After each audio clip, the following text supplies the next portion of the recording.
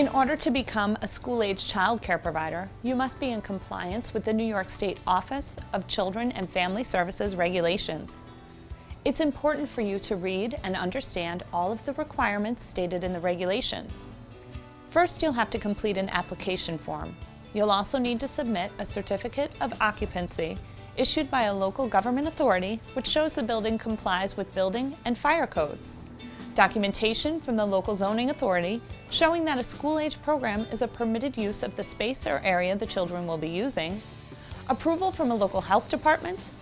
a report of approval from a state licensed laboratory or licensed individual showing approval of a private water supply if you don't use municipal water,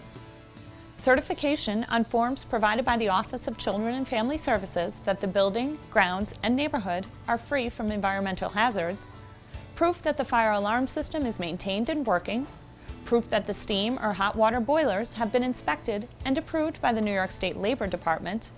a diagram of the portion of the building that the children will use as well as adjacent areas, a program description,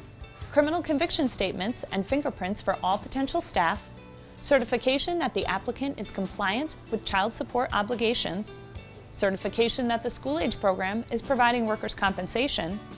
statewide central register clearance forms, descriptive written procedure that the program administrators will use to review and evaluate both potential employees and volunteers, if necessary, a copy of the certificate of incorporation showing that the corporation has the right to operate a school-age program,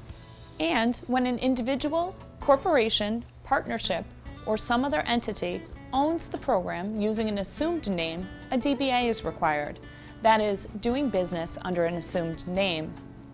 Also keep in mind that some school-age programs located in a public school building that's used as a school